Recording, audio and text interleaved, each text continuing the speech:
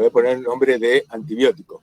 Entonces no le voy a poner aminoglucósidos, voy a poner rifampicina o gentamicina. Y no es lo mismo el espectro de rifampicina, que toma tuberculosis muy bien, etcétera, se usa para tuberculosis, que gentamicina, que básicamente son gram negativos intrahospitalarios. ¿Está bien?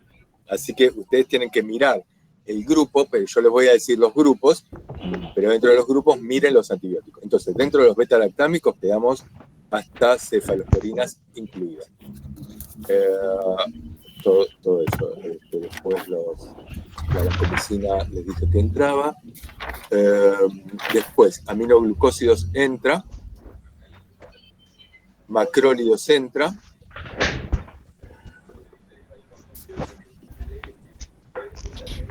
Quinolonas entra. Metronidazol. Clindamicina.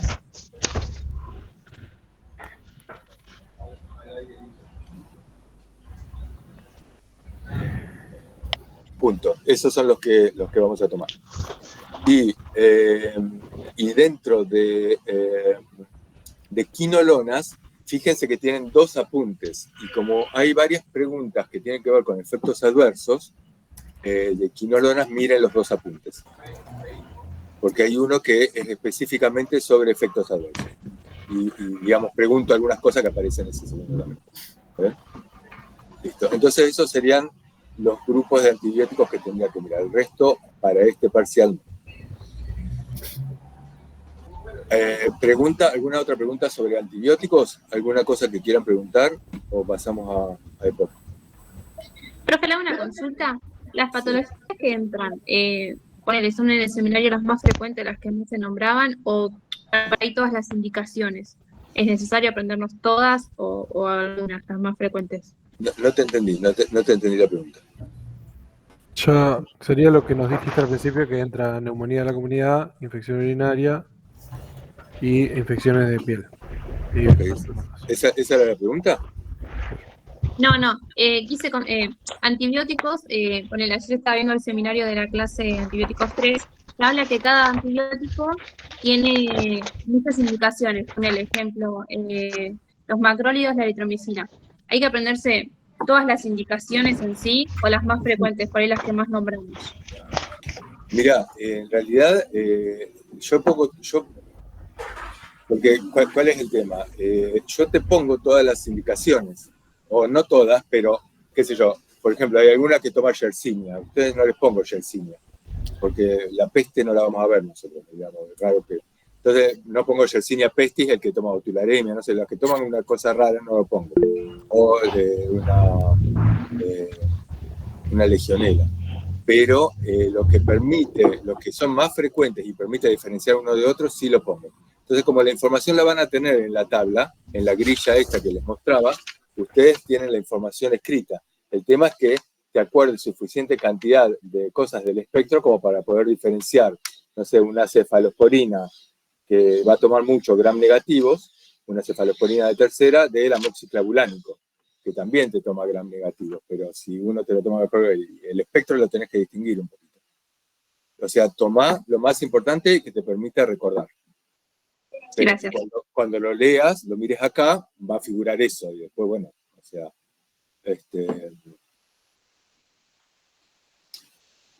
ponemos penicilina G y penibenzatínica. ¿Cuál va a ser el espectro de una y cuál va a ser el espectro de otra? De penibenzatínica lo charlamos recién. ¿Cuál es el espectro que toma?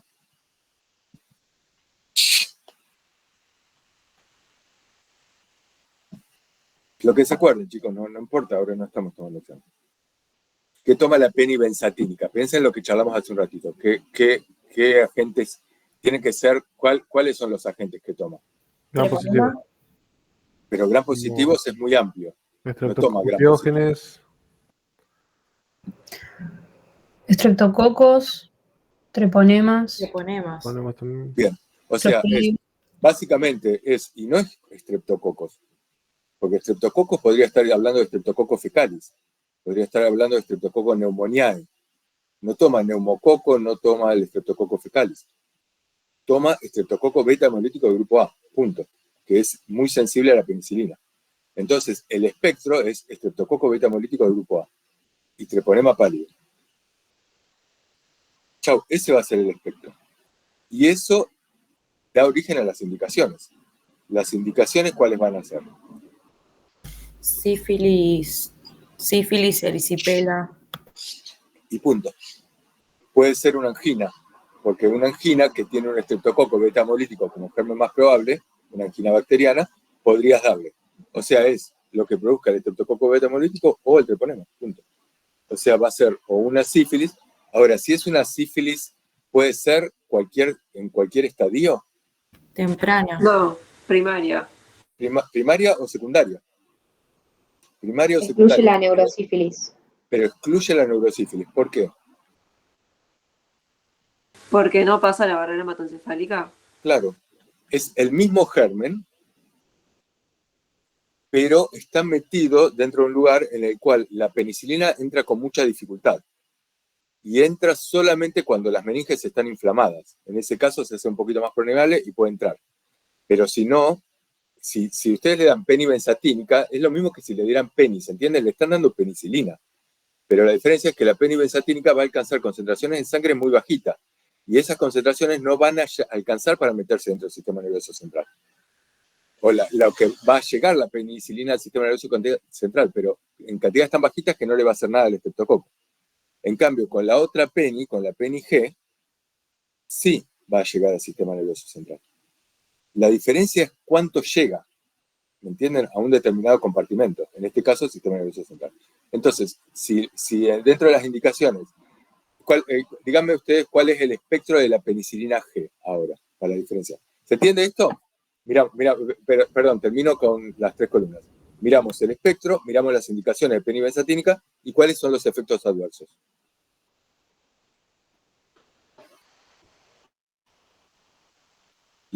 Acuérdense, efectos adversos beta-lactámicos, porque van a ser siempre los mismos. Y son súper simples, no se enquilomben. ¿Cuáles son?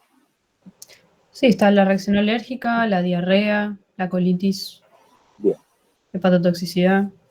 No, hepatotoxicidad no. Ah, tenía eso anotado. No son hepatotoxicidad. Puede ser neurotóxicas a dosis muy, muy altas. Que no vas a lograr nunca con una penibenzatínica, ni con una peni G siquiera. Lo producen otros dentro de los grupos más avanzados, que no les voy a tomar ahora, esos tienen más riesgo de neurotoxicidad, convulsiones, etc. Pero estas básicamente son reacciones alérgicas, un exantema, un rash, o un edema angioneurótico, o una reacción más rara, un síndrome de Reyes, alguna de estas cosas raras, y que son muy, muy graves, pero muy raros. 1 en 1 millón, una cosa así. ¿Se entiende? Básicamente las reacciones alérgicas. Esto es lo de los beta-lactámicos. Y después, si son beta-lactámicos cuanto mayor espectro y más cubran gram negativos, etc., van a tener más riesgo de disbacteriosis y entonces más riesgo de diarreas. Y como toman Clostridium, más riesgo de... no toman Clostridium, sino que hace desaparecer la flora normal. Y Clostridium, que es un anaerobio, va a proliferar, tienen más riesgo de una colitis pseudomembranosa, ¿no? Esos son los riesgos. Pero una penibenzatínica no tiene un riesgo de colitis pseudomembranosa. Ahí no va a figurar ese efecto adverso. Pero sí va a figurar el dolor por aplicación intramuscular. ¿Se entiende? Miremos lo mismo con la peni G. Supongamos que aparece la peni G. No digo que va a aparecer, pero podría. ¿Cuál es el espectro de la penicilina G?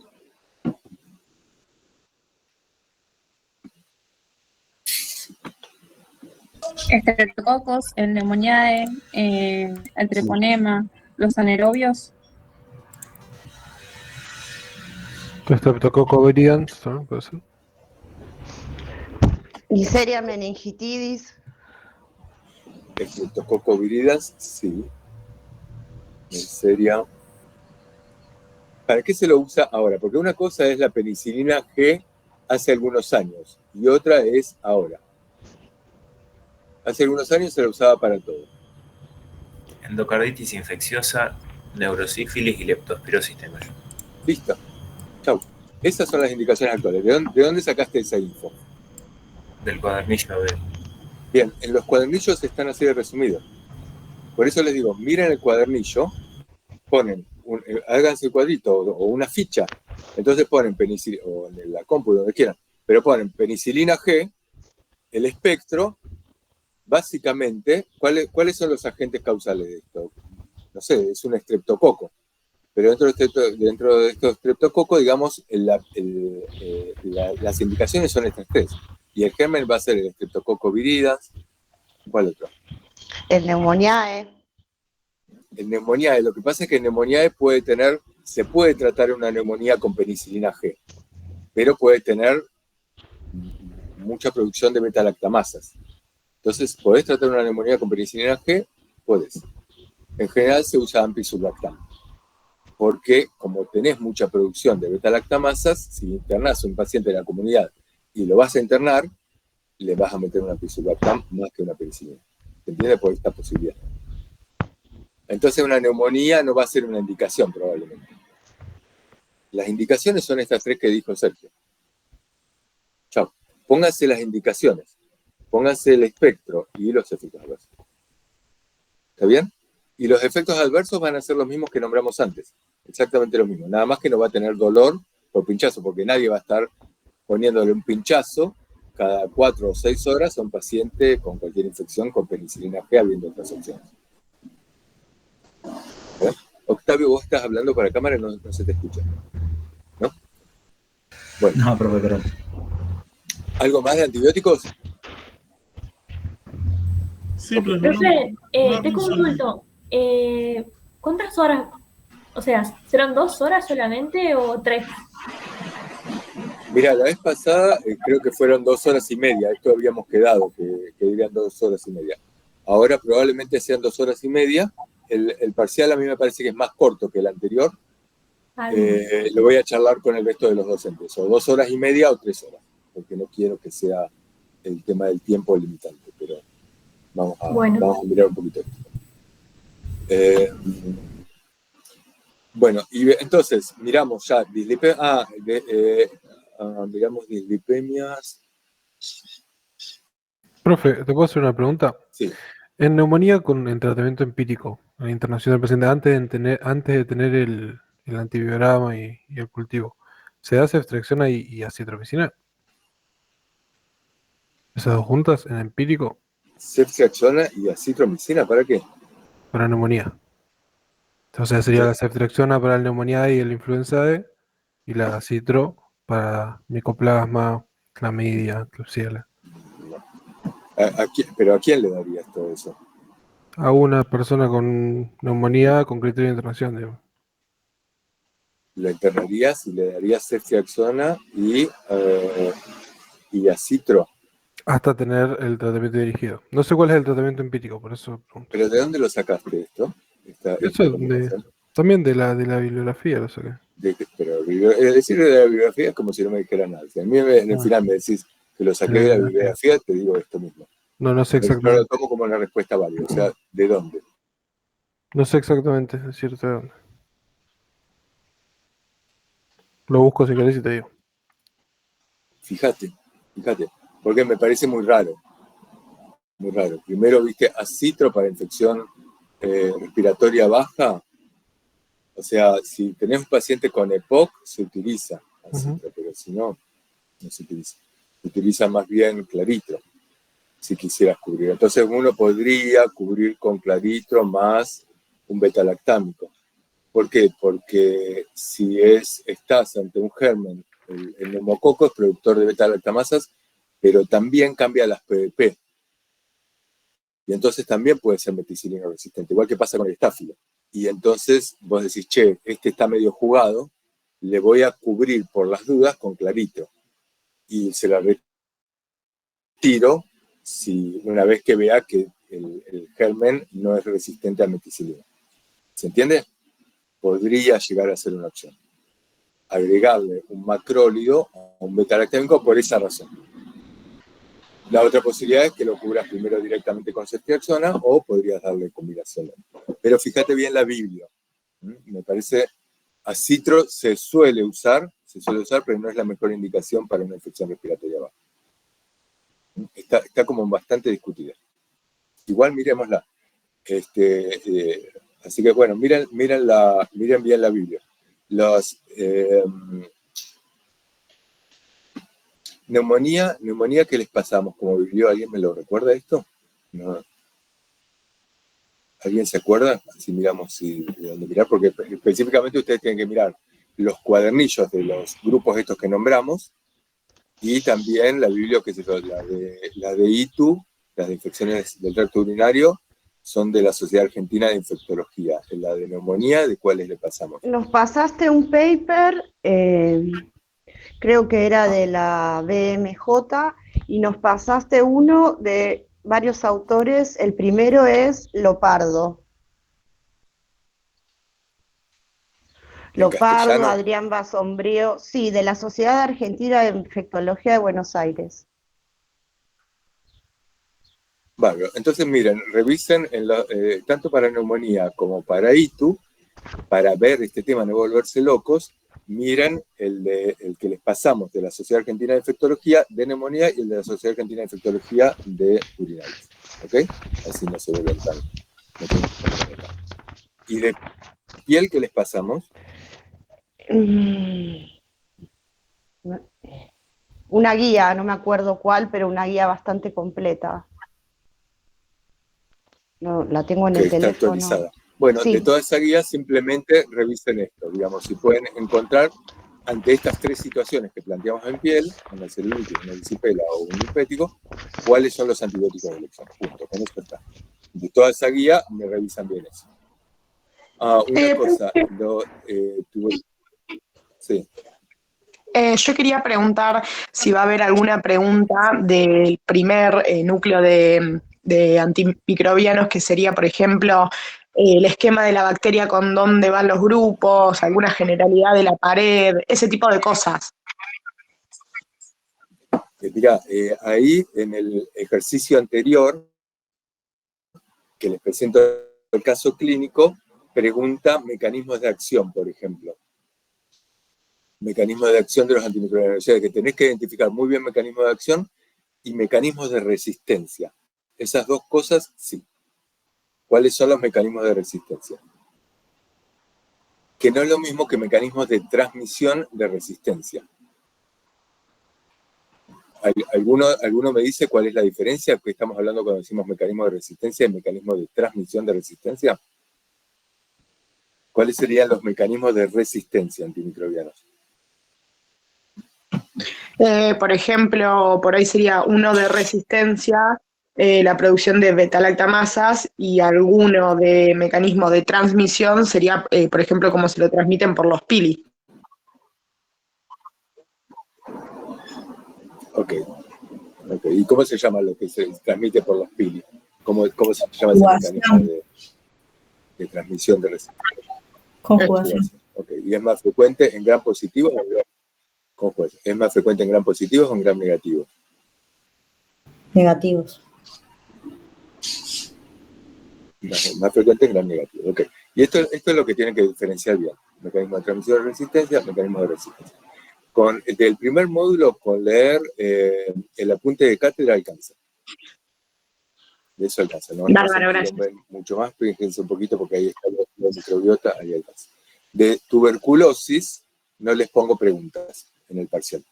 Sí va al final. O sea, ojo que lo que no preguntamos en los parciales, yo en los finales, el año pasado que no vimos antipsicóticos en el parcial, en el final yo empezaba con antipsicóticos. O sea que los que vayan al final, miren bien lo que no miramos acá. Lo mismo que los beta-lactámicos, que no vemos acá, yo le digo, beta-lactámicos vemos hasta cefalosporinas, para no morirse de aquí hasta el jueves. Pero después en los finales tengan en cuenta que metemos. En los finales entra todo el contenido. Así que bueno, tuberculosis no entra, no les puse preguntas ahora. Vamos a EPOC y tabaquismo. EPOC empieza con un caso clínico de EPOC similar al que ponemos en el trabajo práctico. Bueno, y después les hago una pregunta. Esa pregunta puede ser cualquiera de las de terapéutica razonada, porque acá sí trabajamos con el algoritmo de terapéutica razonada. ¿Alguno se acuerda cuál es el primer paso del algoritmo de terapéutica razonada? La definición del Definir el problema. Bien, y cuando decimos la definición del problema, ¿qué estamos diciendo?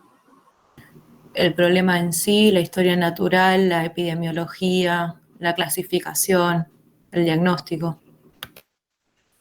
Perfecto. Bien, entonces lo que vamos a hacer acá es, yo, como esto es muy largo, no le puedo dar. Entonces, esta vez vamos a acotar, yo les digo, bueno, vamos a empezar por la definición del problema. Pero de la definición del problema, yo les pido estas 3 cosas. Porque ustedes acá solo ven EPOC y tabaquismo. Hay 2 problemas de salud que pueden entrar. Entonces les pido, no sé, definición de EPOC. O sea, defina de qué estamos hablando cuando decimos EPOC. Explique la clínica de EPOC. Explique la evolución natural o la clasificación. O sea, les pido concretamente, dentro de lo que es definición, les pido alguna cosa de esas. O la etiopatogenia, que está vinculada con el cigarrillo en la mayoría de los casos, en un 70% de lo que ustedes se acuerdan, y con el resto con déficit de alfa-antitrypsina y lo que sea. El resto es biomasa, fumador pasivo, lo que sea. ¿Se entiende? Pero puede ser cualquiera de estas cosas, pero no les voy a pedir todos estos pasos. Pero miren bien esto porque algunos de estos pasos entran dentro de esto. El segundo es la fisiopatología, es un esquemita que cuando se los dieron en el seminario, les puso un esquema que eran 4 células, con eso alcanza. No se enquilomen, esas 4 cositas, miran eso y puntos de intervención, donde pueden trabajar. ¿Okay? Miren el tema de los objetivos terapéuticos, esto lo miramos siempre.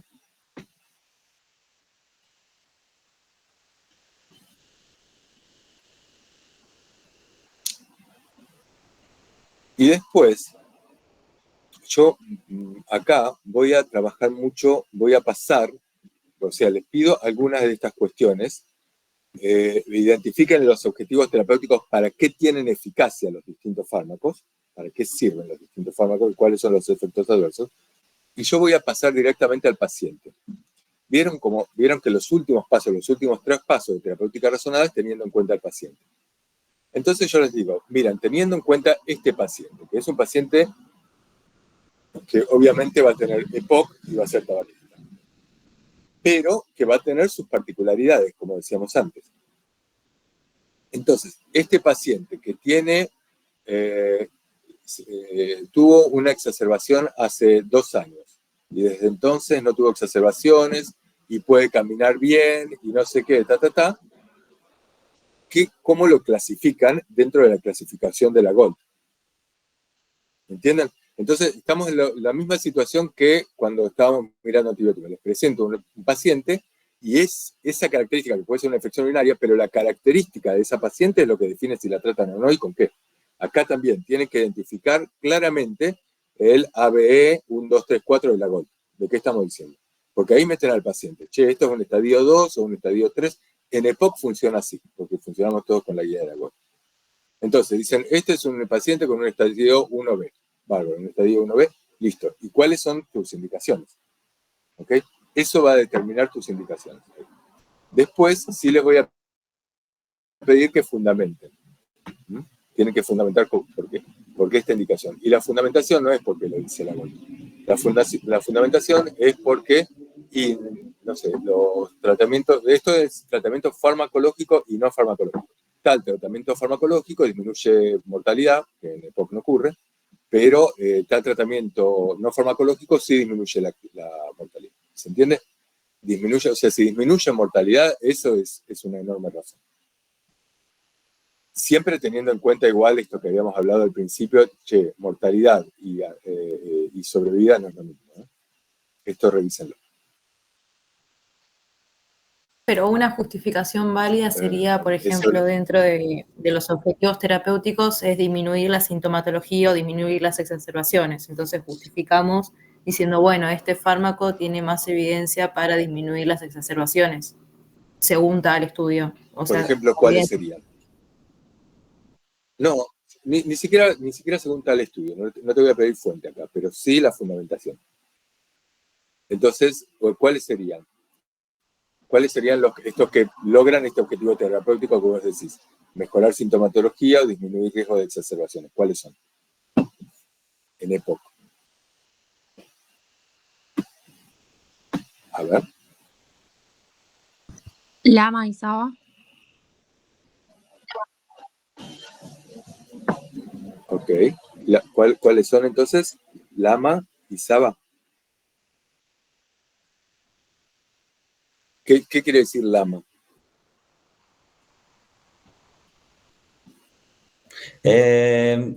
Antimuscarínicos de larga duración. Ok. O sea, cuando empieza con L es long, es larga duración. Y cuando tiene la M en el medio es muscarínico. ¿Sí? Cuando empieza con S es corta duración, short. Y lo que tiene en el medio, si es una B, van a ser los agonistas beta-adrenérgicos, y si no, van a ser los antimuscarínicos. ¿Está bien? Así que o es Saba, o es Sama, o es Lava, o es Lama. Entonces, de los que tienen evidencia en EPOC de que disminuye el riesgo de exacerbaciones y sintomatología, los que tienen mejor evidencia, ¿cuáles son? Y son los beta de larga duración. Y después tengo los SAMA, que disminuyen la exacerbación, pero en combinaciones con algún SABA. O sea, como que los que más evidencia tienen son los beta-adrenérgicos. ¿Todos están de acuerdo?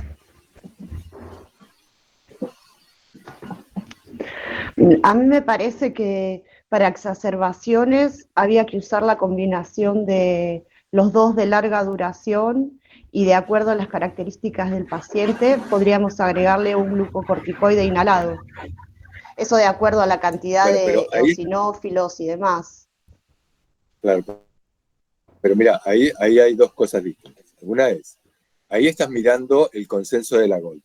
Entonces la GOLD te dice, estos pacientes que tuvieron una exacerbación o más el último año, o dos exacerbaciones o una hospitalización, qué sé yo, los clasificás de esta manera. Ya están en grupo B. Ya pasa a ser ya están en grupo B. Claro, pues esa es una guía terapéutica. Claro, un grupo Esa es la guía de la C o GOLD, D. y nosotros se la resumimos. Yo en el apunte de cátedra les digo esto, y también está bien resumido, mejor que en el apunte de cátedra, está en el INFAC.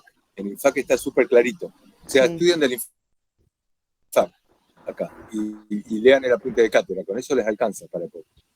Pero miren bien en el INFAC, miren bien todas estas cosas que estamos diciendo, porque no está bien lo que están diciendo ahora.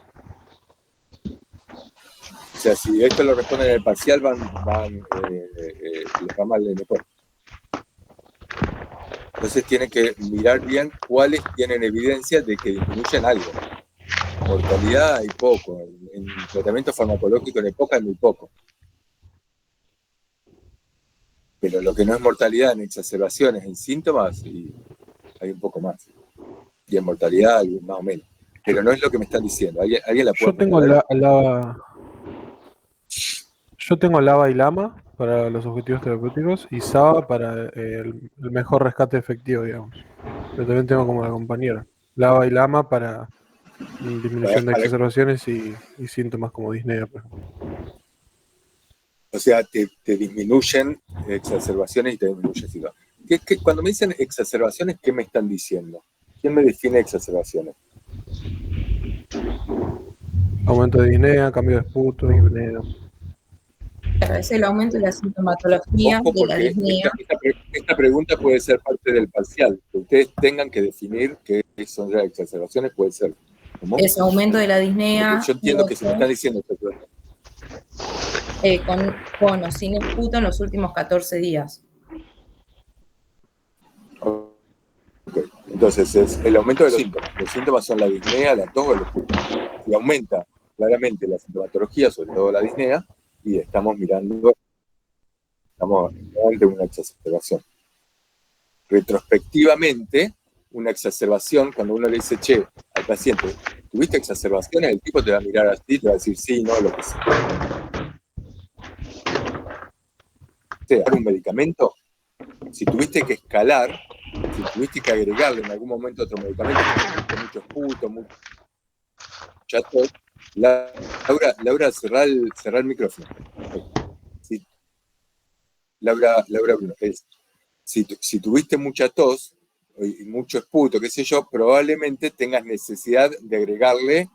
Si estabas tomando un LAMA, le vas a tener que agregar un SABA. Si estabas tomando LAMA y SABA, le vas a tener que agregar un corticoide. O sea, si tuviste necesidad de agregarle otro medicamento, entonces uno puede preguntarle, ¿tuviste que agregarle en algún momento un corticoide? ¿Tomaste el año pasado corticoide? Sí, fui a la guardia y me dieron el corticoide. Listo, eso es una exacerbación. O sea, retrospectivamente es porque le agregaron antibiótico.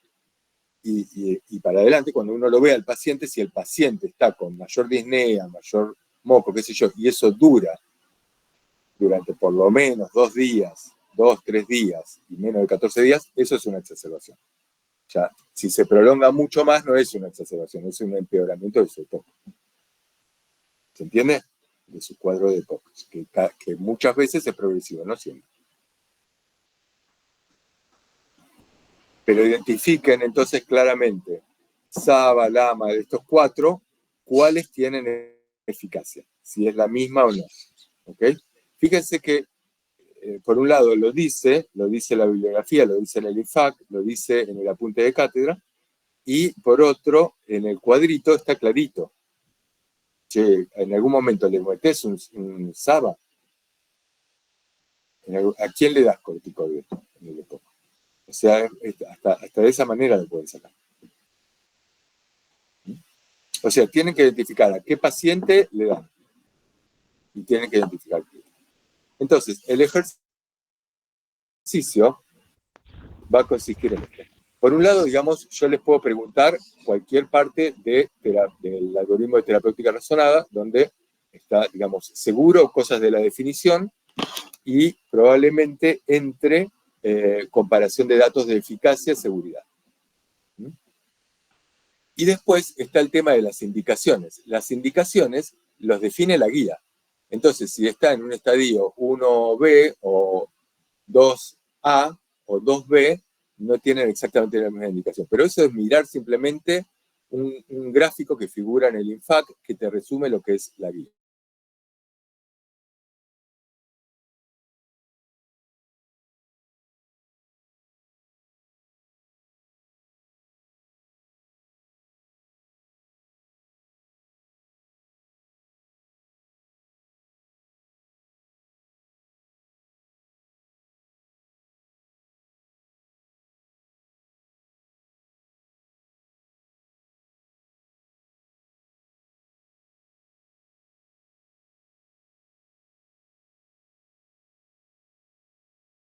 ¿Eso sería correcto si yo pongo eso en ¿Le agregás un parcial? corticoide inhalado? Sí. Le agrego inhalado, si sí, tiene las características.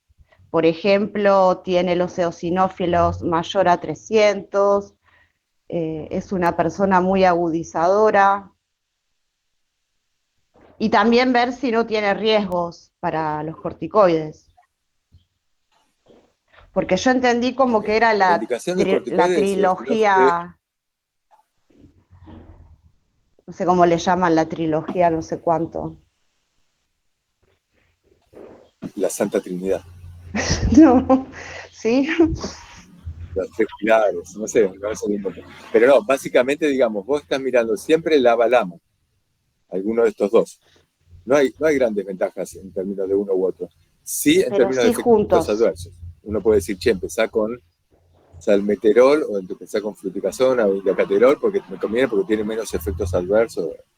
O empezá con etiotropio. No sé, ¿está bien? Porque para mí, pero los dos tienen eficacia similar. Es bastante similar la eficacia. En términos de eficacia, para esto que están diciendo, para la totalidad no. Ahora, no. Corticoides, ¿cuál es la eficacia que tienen en el EPOC? Y es un tema discutido. Está el tema este de las exacerbaciones. ¿En qué patologías tienen eficacia los corticoides? En asma. Y en las inflamaciones agudas, en asma. En asma son primera línea. En asma los corticoides son primera línea. Acá no, acá son tercera línea los corticoides. ¿Y en quiénes? Y en pacientes que ya están en un estadio E y que tienen muchos eosinófilos, más de 300. Pero esa es la indicación particular. Ahora, si no tiene esto y le agregas corticoides, se resta puntaje. En el examen, las respuestas que están mal se resta puntaje. ¿Ok? Entonces, el ejercicio va a ser este. Yo les presento el paciente, les pido algunas definiciones, de estas que charlamos que puede estar dentro del algoritmo de terapéutica razonada, alguna comparación de eficacia y seguridad, y después les pongo todos los medicamentos que pueden estar disponibles para el POC o para tabaquismo, que son los que figuran al comienzo de la guía. Entonces, al comienzo de la guía, le dice grupo farmacológico, y dentro de cada grupo, agonistas de beta-adrenérgicos de acción corta, que van a ser salbutamol, terbutalina o fenoterol, o agonistas beta-adrenérgicos de acción larga, que van a ser salmeterol, formoterol, o alguna. Entonces, les ponemos todos esos. De todo eso yo no los pongo, todos esos, no los divido si son de acción corta o de acción larga, sino que simplemente les doy un listado de medicamentos que están mezclados. Dentro de ese listado entran las terapéuticas farmacológicas y no farmacológicas posibles, todas las posibles, que es básicamente son todas las que están al inicio de la guía. Entonces les pongo acitromicina, vacunación, antigripal, antineumocócica, anticovid, indacaterol, bupropion, fluticasona, budesonida, y les pongo todo el listado. Y ustedes tienen que marcar para ese paciente, para este paciente que están poniendo acá, tienen que marcar cuáles van a ser sus indicaciones. Y esto sí va a depender de qué estadio está. Si es un estadio 1, 2, 3, 4 y si es una B o E. ¿Está bien? ¿Se entiende? Así que miren bien ese gráfico. Tienen que saber lo anterior, porque lo preguntamos, lo anterior de lo que miramos en las guías, y en este caso tienen que saber para el paciente, para este paciente particular, le indicaría esto, esto y esto. Y además, este paciente es un paciente que ya fue visto por otros médicos. Y los pacientes que son vistos por otros médicos vienen con un montón de medicación. Y algunas son adecuadas y otras no son adecuadas.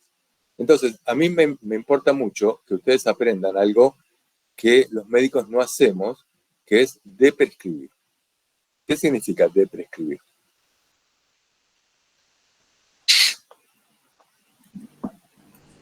Y hacer una valoración de toda la medicación que toma el paciente y La palabra de prescripción.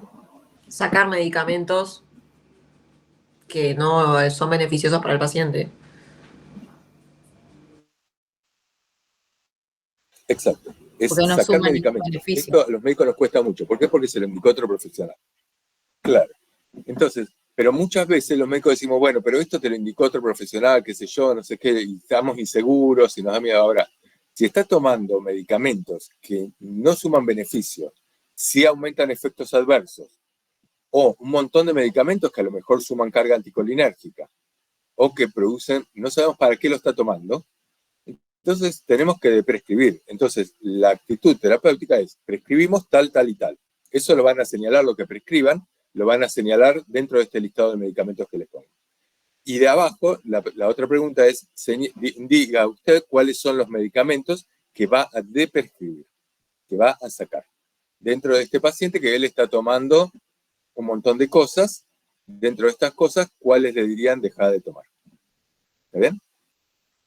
No les complico demasiado porque no es que les pongo medicamentos para hipertensión, para convulsiones, qué sé yo. Estamos mirando EPOC y tabaquismo.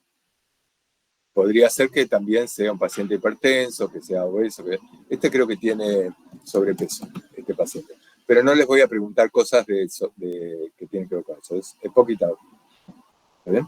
Entonces, pero dentro de los medicamentos para EPOC y tabaquismo hay algunos que no tienen eficacia demostrada, o esos hay que prescribir. ¿Está bien? Cuyos efectos adversos son muy importantes. Eso hay que prescribir. Entonces, la última pregunta del parcial es, ¿cuáles son los medicamentos que usted va a prescribir? ¿Cuál es su medicamento? Listo. Y abajo tienen que poner firma y aclaración. Ese es el parcial. ¿Ok? ¿Preguntas?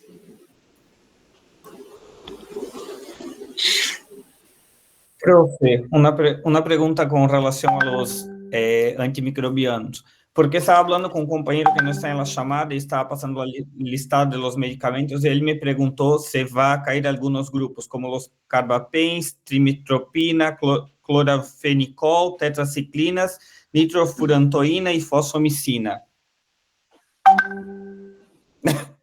Me preguntó si eso, no sé si es la tabla, si puede caer en los casos clínicos. Y hay dos, los últimos carbapenems, dos que se usan en infección urinaria, seguro que sí. Pero ahora vamos por los carbapenems. ¿Cuáles son? ¿Cuáles son los carbapenems? ¿Qué medicamentos incluyen?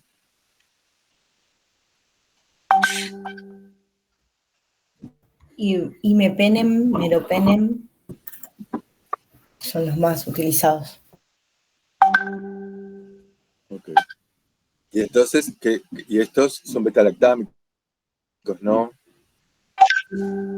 Sí, son beta-lactámicos. Okay. Pero dijimos que hasta dónde tomábamos en betalactámicos. Las cefaloporinas. Listo. Entonces, ¿los carbapenems entran? No. No. No. No. Listo. ¿Cuál otro? ¿Cuál otro pregunta? Yo tengo una pregunta sobre lipemia. Espera, Andrés. Vamos con este listado, así queda claro lo que no tienen que estudiar. ¿Cuáles otras le preguntaste, Andrés? Felipe. Trimetropina. Trimetopima sulfa sí entra. Trimetopima sulfa sí entra. Y cloranfenicol. Esa sí tienen que mirar. Cloranfenicol no. Las tetraciclinas. No. La nitrofurantoína, esa me imagino que sí, por cuenta que se puede caer una ITU. Porque eso puede estar dentro de si dijimos neumonía o ITU, ahí pueden entrar. Claro. ¿Y fosfomicina? También por la misma razón. También podría darse para una ITU, entonces también podría entrar. Bien, gracias. Okay. ¿Qué otra pregunta? ¿Alguien preguntaba, no sé si era Abril, alguien preguntaba algo? Sí, yo tenía una pregunta sobre dislipemias, porque Yo preguntaba, profe. en el SEMI Perdón, ¿qué? ¿Cómo? En dislipemias, en el SEMI habías dicho que mientras menos PSK9 haya, va a haber menos receptores LDL. ¿Y no sería al revés, que mientras más PSK9 haya, va a haber menos receptores? ¿O no entendí? Los inhibidores de PSK9, qué sé yo, lo que hacen es disminuir, es aumentar los receptores LDL, ¿no? ¿Estoy bien? Ahí me confundí. Hacen que los receptores se puedan aumentar el ciclo. No me acuerdo ahora. No me acuerdo si aumenta o disminuye. ¿No es que disminuyen a los receptores? Sí, los destruye. Disminuyen los receptores LDL, se destruyen más. Claro. No sé, me tengo que fijar en el gráfico para estar seguro sobre... Degrada los receptores y ahí queda dando vueltas, ¿no? Me parece que es eso.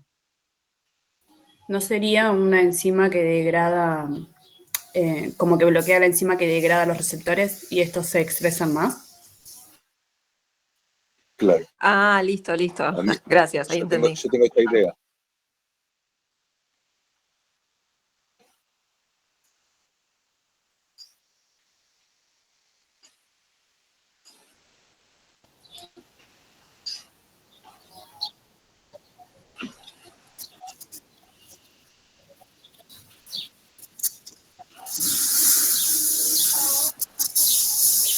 Se expresan más los receptores otra y los cosa. disminuye a nivel periférico, digamos.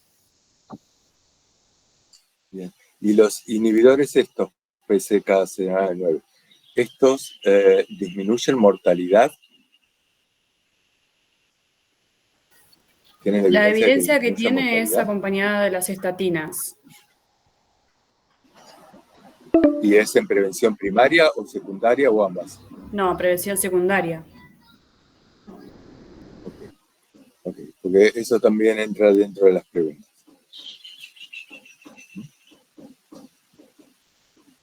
Bien. ¿Qué más? ¿Qué otra pregunta?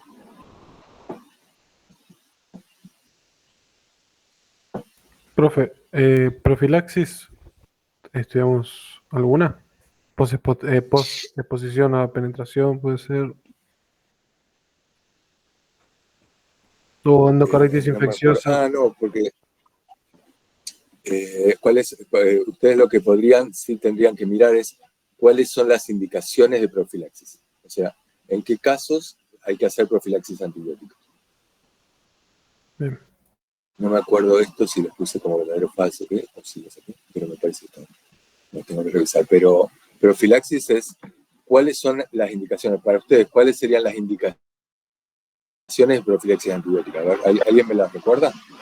¿Alguna cirugía? ¿Cualquier cirugía tiene que tener profilaxis? No.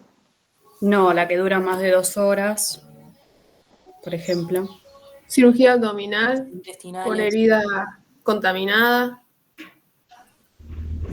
O sea, En mordeduras también, si la herida está mordeduras, contaminada. entonces, si yo les pongo, O sea, no es espera una un poquito, herida si yo les pongo limpia, verdadero o falso. mordeduras de Un animales, segundito, lo que Laura. sea. Okay. Espera, vamos primero a la cirugía. Si yo les pongo verdadero o falso, las cirugías son indicación de profilaxis. ¿Es verdadero o falso? Falso. Falso, porque las cirugías no son indicación de profilaxis. Las cirugías sucias, las cirugías contaminadas, las cirugías que duran más de 2 horas, son indicación de profilaxis. Las otras no. Se suele usar. ¿Qué antibióticos se usan en cirugías?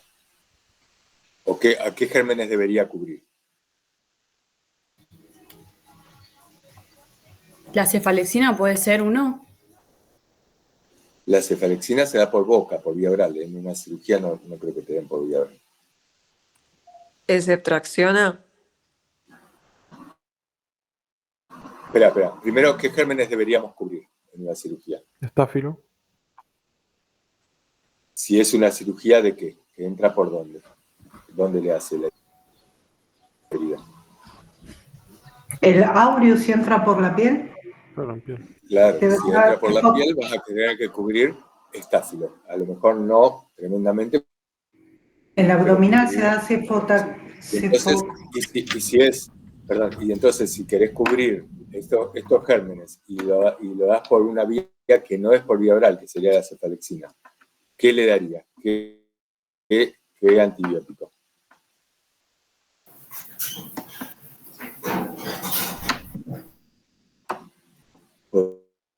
¿Podría ser una céfalo de primera? ¿Podría ser? No, una de tercera generación. ¿Pero la de tercera te cubre estáfilo? Sí, pero menos. Menos. Entonces, supongamos que querés cubrir estáfilo, porque le abren la piel. Te hacen una cirugía de piel.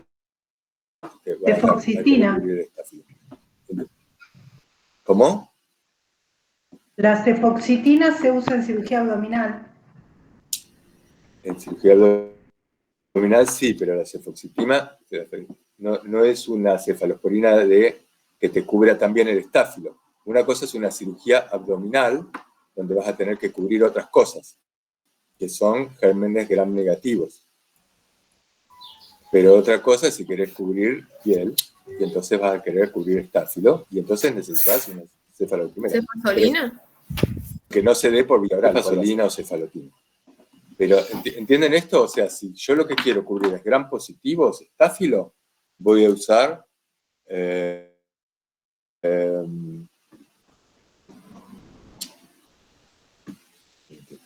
voy a usar esperen un segundito que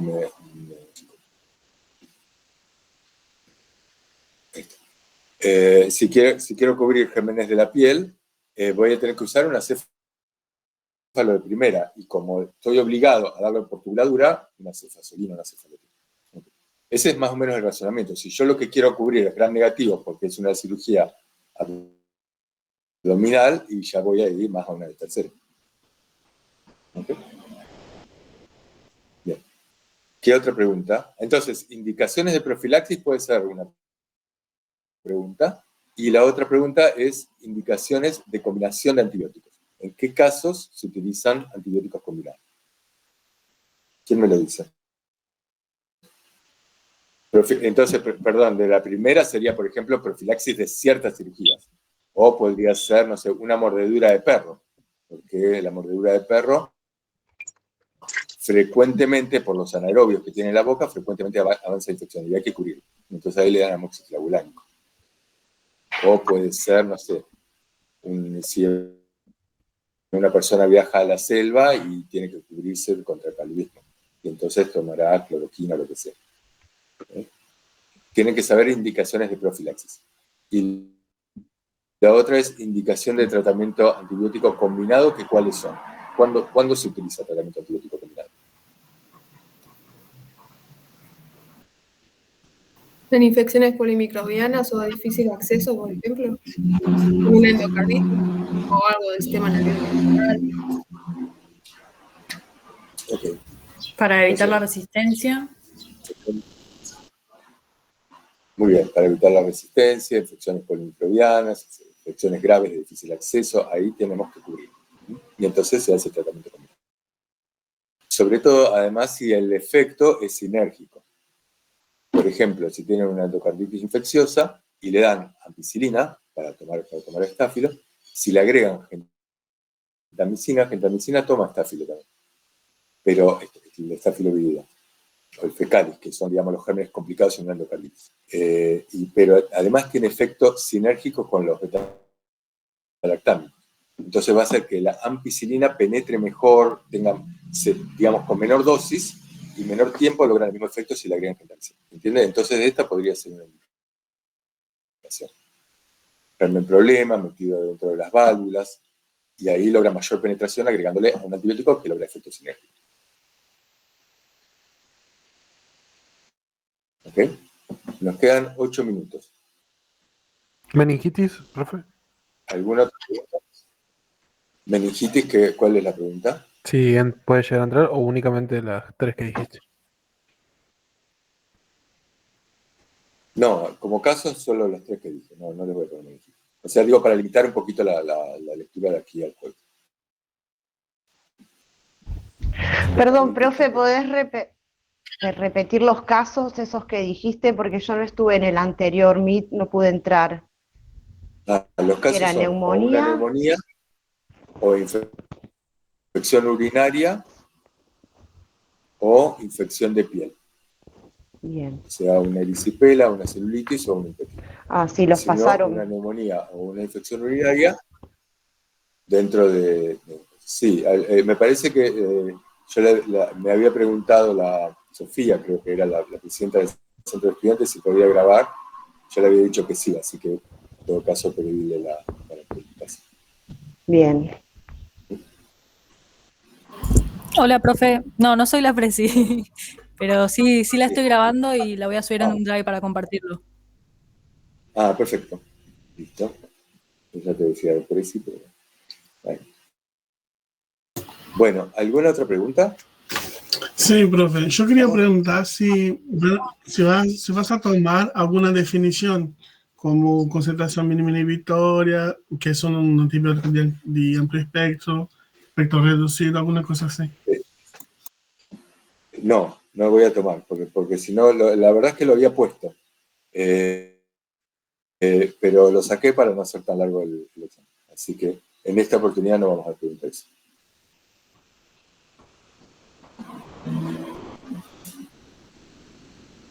Del primero creo que les dije, solo con leer del primer trabajo práctico, o sea, lo que tienen que tener claro es la clasificación de los gérmenes, esto que les dije, el espectro, indicaciones, eso muy clarito. Y después, con leer la apunte de cátedra del primero, más o menos también. Porque no les pregunto en oportunidad esta, que es una concentración inhibitoria mínima, eso. Mecanismos de resistencia, sí. Bueno. ¿Alguna otra pregunta? Profe, dibujar gráficos, ¿qué puede llegar a entrar? Además del de POC que dijiste. El de POC, nada más. Dale, gracias. Acuérdense que también entra tabaquismo. Hay dentro de los medicamentos que pueden agregar o deprescribir, entran los de tabaquismo también. Entonces puede entrar o budesonide, o varenicline, o parches, o chiclets, que sé yo, y ustedes tienen que indicar cuáles se quedarían, y explicando en términos de eficacia, seguridad, cuando yo le digo fundamente, eficacia, seguridad, sobre todo eso, costos es muy importante, y van a tener que prescribir alguno que el paciente está tomando. Profe, eso. Cuando tenemos que prescribir o desprescribir, tenemos que fundamentar en base a qué lo hacemos. O sea, una fundamentación, por qué prescribimos eso y por qué desprescribimos tal otra cosa. Sí, siempre tienen que fundamentar, siempre tienen que fundamentar. Acá, la base es fundamentar. A lo mejor en el parcial no les pido fundamentación de todo, porque no lo quiero hacer eterno el parcial. Pero ustedes tienen que, cuando prescriben algo o deprescriben algo, tienen que decir, esto, yo le saco el salbutamol por otra cosa, le voy a hacer ejercicio físico por tal razón, porque hay evidencia de que mejora la sintomatología, lo que quieran. Fíjense, no se olviden que en EPOC las terapéuticas no farmacológicas son más importantes que la farmacológica. Tienen más evidencia en términos duros. Entonces miren bien las no farmacológicas, cuáles agregarían o cuáles sacarían, porque yo les pongo el listado de todo. Y ustedes me van a decir, no, esto se la saco, esto se lo pongo. Profe, hacer una receta, ¿eso pedís? No, acá no. En este parcial no.